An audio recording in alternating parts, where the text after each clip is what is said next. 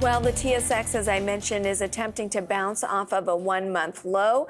We got a little bit of jitters yesterday, a slowdown in China, hotter than expected inflation in Canada, mixed inflation rate out of the UK this morning. What to do with your portfolio? Let's bring in Brent Joyce, Chief Investment Strategist at BMO Private Investment Counsel. Thanks so much for being with us, Brent. Good to be here, Amber, as always. So you're not fast money, you're patient money, and I think it's great to have you on a day where we are, or quite frankly, a month, where we are seeing such a pullback after a pretty fast rise, particularly in the U.S.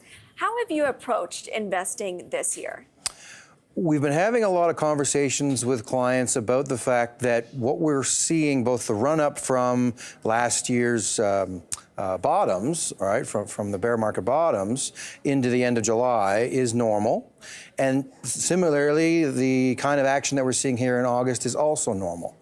So eye-popping numbers. A lot of pundits got it wrong, and there was expectation that it was going to be the reverse, a soft first half of this year, and then maybe a rally in the back half. It's turned out the opposite, but 20 plus, 30 plus percent increases from the bottom for things like the S&P 500 and the NASDAQ. This is not unusual behavior from a bear market that we witnessed last year.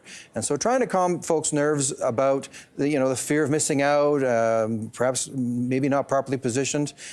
We've liked equities for all of the last year, though. And there's the fear of missing out, but there also is a market obsession with knowing when the next crisis is. When is the next pullback? We've got heroes from the financial crisis that saw it coming with the housing market and then didn't do much else after that. And I use the NASDAQ as an example of that. We all talk about the dot-com era and what if we're in this bubble. But if you just held that whole time, you're up to peak 200%.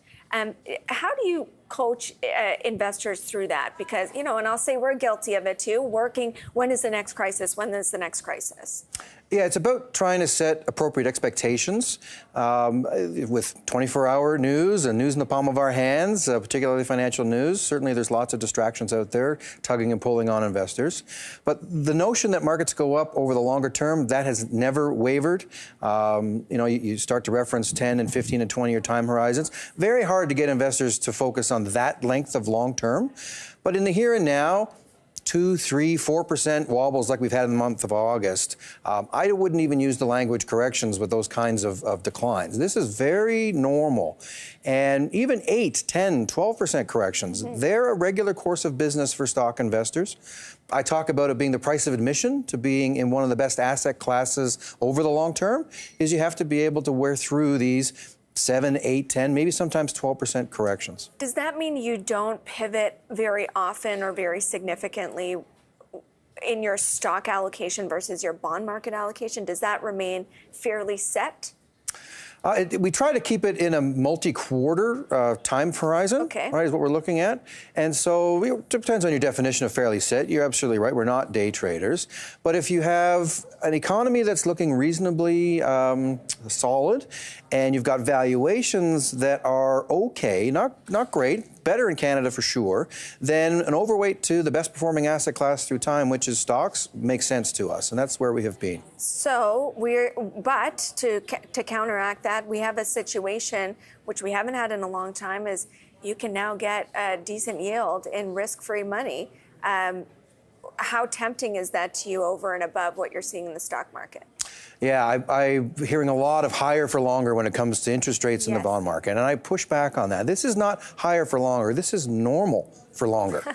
The notion, perhaps in the very short term and central bank rates, those are a bit above what we would expect for long-term numbers from that part of the yield spectrum.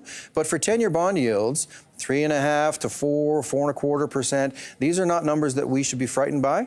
And it does bring discipline to us as investors and a bigger tool set that we haven't had for the better part of a decade to be able to get those kinds of risk-free returns now that were absent for the better part of 10 years. Discipline meaning you don't have to chase perhaps riskier things to try and find a return. Yeah, I think this is what is helping on the valuation side for stocks, is that there is now an alternative. And we saw that we needed some of that scrubbed out. Some of the correction last year, the bear market last year, was simply erasing that TINA environment. And there's still lots of cash on the sidelines. Now it's earning something, which is good to see.